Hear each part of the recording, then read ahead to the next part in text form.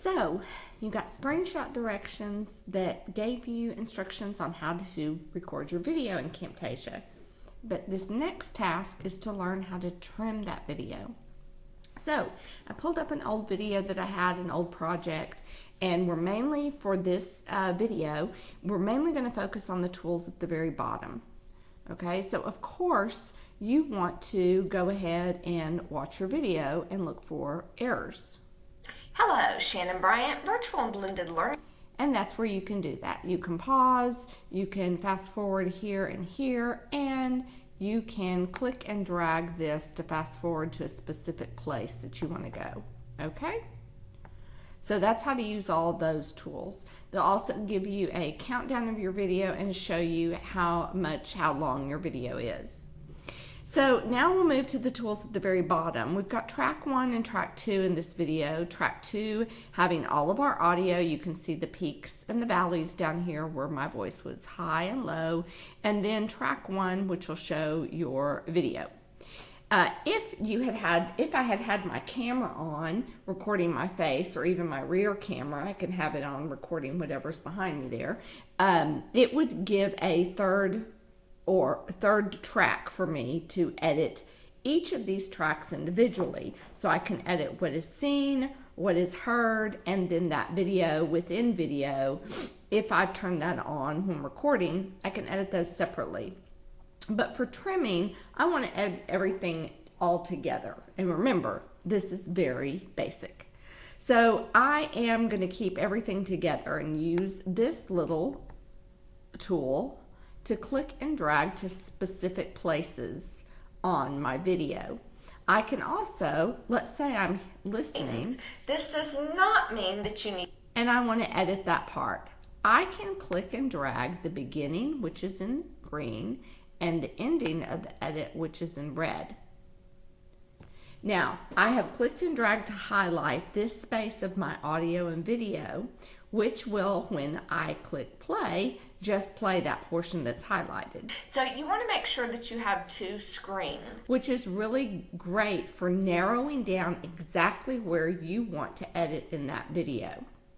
And then once you have found the place to edit, wherever it may be, simply by clicking the little scissors over here, it will cut that part that's highlighted out and zip the other 2 halves together. And I say zip because it literally looks like a little zipper going up and down. But I really don't want to make that edit, so I'm going to undo that right now. Now, remember I said this is basic. There are other tools here where you can copy and paste, a copy video that you've done and show it again, but we're sticking to just the basics of getting a very professional yet not perfect video. And I'll explain more about that in just a minute. But there's one more way I want to edit. I want to edit my dead space.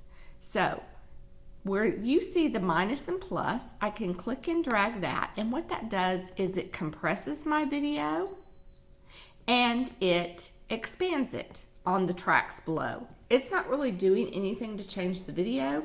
It's really just changing the tracks below so that I can better find dead space. So I like to do just a little bit above a half. That's just my personal preference.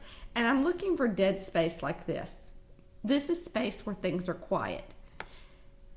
And I could lose the participant's interest. So I'm going to click and drag all the little bars over here to highlight just what is dead space or appearing to be silent.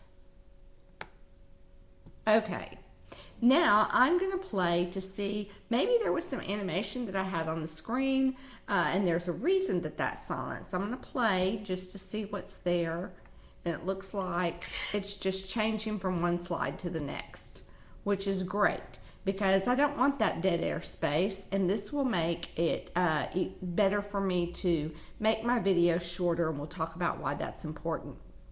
So all I do is click cut, and now we're all zipped up for my video. So it's really that easy to trim your videos and make them a little more professional. Now I talked to you about the timing up here. You want to have a video that is anywhere from 3 to 5 minutes is what people tend to, even adults, watch on YouTube. They tend to skip past it if it's a little bit longer than that. However, the reason that's happening is due to brain research. We tend to get distracted after 1 minute for every year we're old, stopping at 15 minutes. So I like to think about the 10 and 2 process. 10 minutes of teaching, giving students 2 minutes to process that information. And you can give a feel of short little 5-minute videos by using tools like Edpuzzle or Nearpod to put questions in along the way, and I will have that modeled in this activity for you. The last thing I want to mention is something I said earlier. Professional, but not perfect. Because you can get so obsessed with making your videos perfect that you never publish them, I want you to find a balance, a sweet spot. Videos should not be perfect, but they should look professional. So don't obsess, maybe even set a timer on how long you're going to spend editing, remembering that it's going to take longer when you start out and not as long later on. You can also share your videos with others to get their feedback. I think that's a great thing to do, especially within our group where you work so closely together. Okay, that's the end of this video. The next video, we'll look at using animation.